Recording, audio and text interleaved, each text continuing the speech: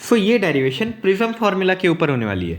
Prism formula बस conceptual है, इसमें कुछ इतना वो नहीं है कॉम्प्लेक्स। तो चलो ये वीडियो मैं स्टार्ट करता हूँ। मान लो एक लाइट आ रही है यहाँ से P, ठीक है। अब फिर यहाँ पे एक नॉर्मल है, अपना नॉर्मल है ये यहाँ पे लाइन, ये किसका एंगल बना रही है यहाँ पे I का।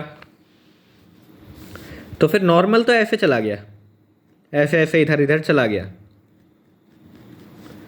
ये किधर टुवर्ड्स द नॉर्मल बेंड हो गई।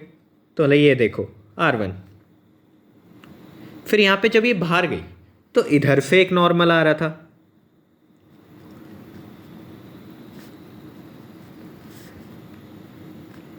यहाँ पे क्या एंगल बन गया है नॉर्मल के, अगर मैं उसमें करूँ कंपैरिजन में R2 बन गया यहाँ पे।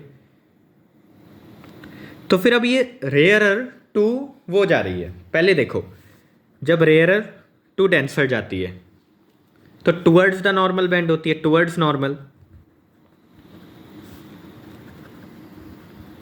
लेकिन जब डेंसर टू रेयरर जाती है,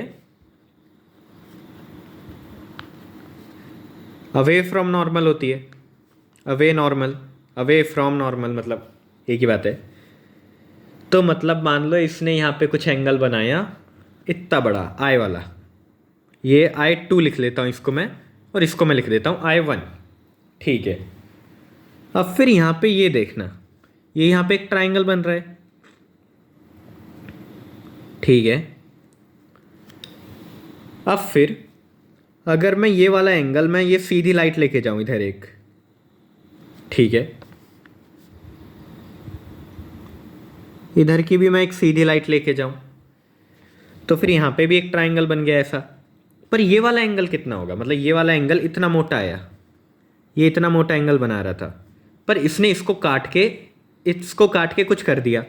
तो ये वाला एंगल, ये इसको हम ऐसे कुछ सिंबल से बनाते हैं, ये वाला एंगल होता है कि I1 और I2 में कितना वो आया, डिफरेंस आया, प्लस 3-4 एलिमेंट्स और ऐड होते हैं, पर वो मैं बाद में करूँगा कंटिन्यू। पर ये सिंपली होता है कि I1 और I2 में कितना डिविएशन आया, ये रिप्रेजेंट करता है deviation between I1 and I2। Okay, ये बात अपनी क्लियर हुई। अब यहाँ पे इस पॉइंट को मैं लिख लेता हूँ A, ठीक है। अब ये वाला एंगल मैं लिख लेता हूँ R, चलो ठीक है। ये वाला एंगल A है, ये वाला एंगल R नहीं, R तो मैंने बहुत लिख लिए, X लिख लेता हूँ, एंगल X, ठीक है। चलो तो अब देखते हैं, यहाँ पे देखो अगर मैं ये क्वाड्रिलेटरल देखूँ, सिर्फ ऐसा देखो, मैं यहाँ पे बना के दिखा रहा हूँ, ये X है, ये A है, ठीक है। यहाँ से ये जो लाइन जा रही है ये कैसी है, मतलब ऐसे देखो, यहाँ से फिर ये नॉर्मल जा रहा है, यहाँ से ये नॉर्मल हमेशा कितने डिग्री पे होता है, 90 डिग्री पे। तो यहाँ पे ये हो गया नॉर्मल 90 डिग्री पे, इधर भी एक नॉर्मल जा रहा है, तो ये कितने पे हो गया 90 डिग्री पे, 90 + 90 180 डिग्री की इसकी ये दो साइड्स हो गई, ठीक है।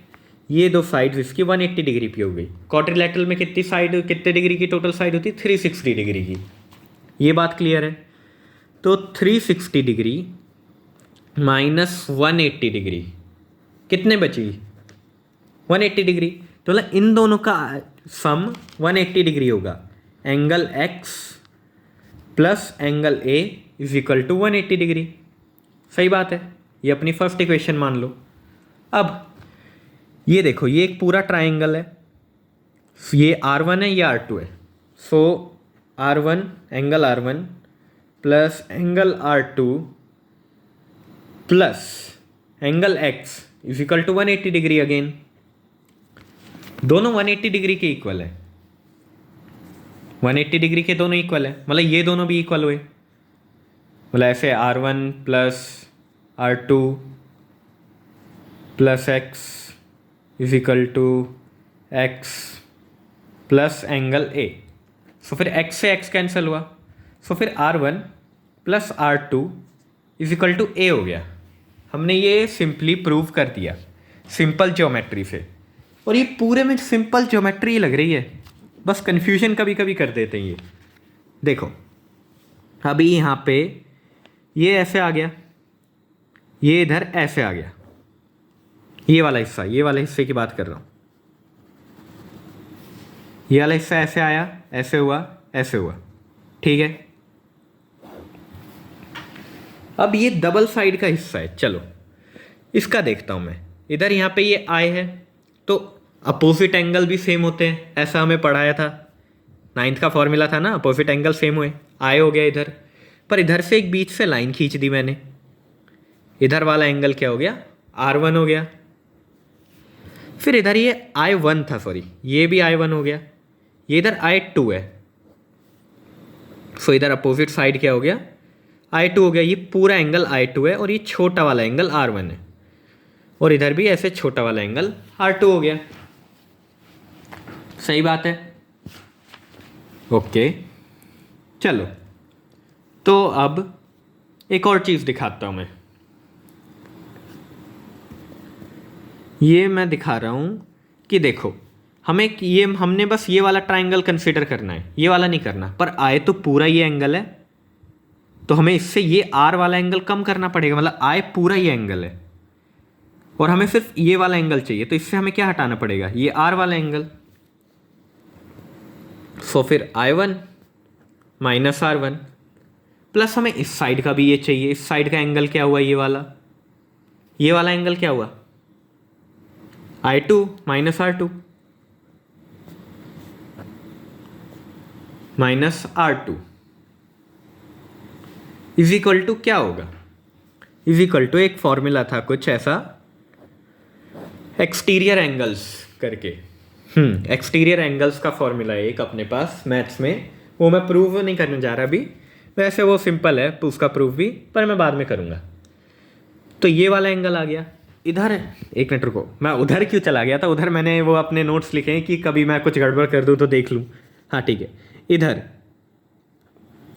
इधर वाला एंगल क्या है, ये अजीब सा सिंबल डीविएशन वाला, ये ऐसा सा सिंबल, ठीक है। तो इधर वाला एंगल क्या है, ये एक्सटीरियर एंगल वाला फॉर्मूला लग रहा है इधर, तो ये इधर एक्सटीरियर एंगल के फॉर्मूला से ये वैल्यू आ गई।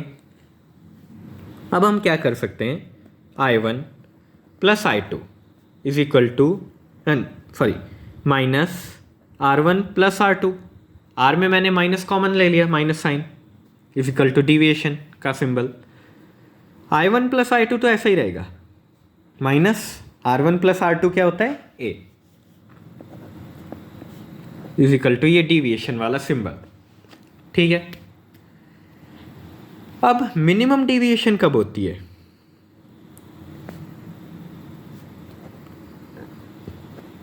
मिनिमम डिविएशन कब होती है, मिनिमम डिविएशन जब होती है, हमें ऐसा बताया है, वो उसका कुछ प्रूव नहीं है, प्रूव मैं बाद में देखूंगा ऑनलाइन, पर अभी हमें नीड नहीं है, जब I1 is equal to I2 होता है, ठीक है। पर I1 और I2 इक्वल है ना, तो R1 और R2 भी तो इक्वल होंगे, क्योंकि ये देखो, ये अगर इक्वल होगा, ये ऐसे ये इधर बना रहे हैं, मैंने वो अपोजिट एंगल करके बताया था, तो इधर से ये ऐसा एंगल, चलो ऐसे ही दिखा देता हूँ, ये डायरेक्ट ऐसा एंगल बना रहे हैं, तो ये रिफ्रैक्ट भी तो सेम डायरेक्शन में होंगे। मतलब मान लो एक है बंदा, सेम मीडियम में चला गया, ये सेम मीडियम में जाके, मतलब यहाँ पे ये N1 मीडियम है मान लो, तो इधर कितना हो गया, R में रिफ्रैक्ट हो गया, R में रिफ्रैक्ट हो गया। फिर उसके बाद ऐसे ही ये सीधा चलता गया, तो इधर भी R में ही रिफ्रैक्ट होगा ना, क्योंकि इधर भी I आंसर आना चाहिए, तो इधर इसको उल्टा करने के लिए भी R को I में रिफ्रैक्ट होना पड़ेगा N2 में जाने के लिए, N21 N12 ऐसे जाने की बात है, कि मतलब सेम एंगल रिफ्रैक्ट होके R बना, तो फिर R को वापस I बनाने के लिए उसको वापस I बनना पड़ेगा। सिंपल सा लॉजिक ये है। वरना अगर इसमें कन्फ्यूजन हो तो क्लास में पूछ लेना, मैं तो रोज़ वेला ही बैठा रहता हूँ। So R1 is equal to R2। So फिर इस वाले फॉर्मूला को हम देख सकते हैं, 2R1 is equal to A, R1 is equal to A/2। ठीक है, और तो इस हिसाब से मिनिमम डिविएशन के लिए हमने सिंबल क्या यूज़ किया, DM। ये बहुत अच्छा सिंबल लग रहा है। सो फिर अगर हम ये I1 is equal to I2 है, तो I1 plus I1 2I1 minus A की वैल्यू क्या होगी, ये अब ये वाला नहीं, ये अच्छा वाला सिंबल यूज़ करूँगा मैं। ठीक है, तो फिर अब ये वैल्यू आ गई अपनी सिंपल। सो फिर अब इससे I की क्या वैल्यू आएगी, I इज इक्वल टू, ये मैंने उधर प्लस में लेके गया DM प्लस A, और फिर ये मैं डिवाइड में लेके गया, और फिर R की भी हमें वैल्यू पता है और I की भी वैल्यू पता है। तो अब हम वाला फॉर्मूला यूज़ कर लेते हैं, साइन वाला, sine of I divided by sine of R is equal to n/1। ठीक है, तो साइन ऑफ I की वैल्यू क्या थी, DM plus A divided by 2, और साइन ऑफ R की क्या वैल्यू थी, A divided by 2 is equal to n/1। ठीक है, अब जब साइन टीटा बहुत छोटा होता है, साइन में टीटा मतलब ऐसे 15 डिग्री से बिलो होता है, so sine theta is equal to theta, और इसमें ये बहुत कम छोटे एंगल लिए, मतलब निग्लेक्टेबल, ये माइक्रोस्कोपिक रेंज में समझ लेते हैं हम। सो DM plus A divided by 2 divided by A divided by 2। सो फिर A और A कैंसिल, क्योंकि साइन बहुत छोटा है, हम इसको विदाउट रिस्ट्रिक्शंस कन्वर्ट कर सकते हैं, ऐसा हमारा होता है लॉजिक। ये प्रैक्टिकल चीज़ है, ऐसा करके देखेंगे तो होता है। ठीक है, जब टीटा 15 डिग्री से कम है, और इधर हमने इसके लिए इमेजिनेशन में हमने जैसा किया है ना, हमने ये 15 डिग्री से कम ही कम लिया है, तो हम ले लेंगे 15 डिग्री से कम इधर भी, n/1। So DM is equal to, ये इधर A इधर चला गया मल्टीप्लाई में, प्लस A n/1A, और फिर वो वाला A भी मैं उधर ले गया, सो फिर n/1A माइनस A, फिर इनमें से मैं A कॉमन ले सकता हूँ, so n/1 minus 1 into A is equal to DM। यही था हमारा प्रिज्म फॉर्मूला, सिंपल था, इजी था, बस ज्योमेट्री यूज हुई थी, कुछ कॉम्प्लेक्स भी नहीं था।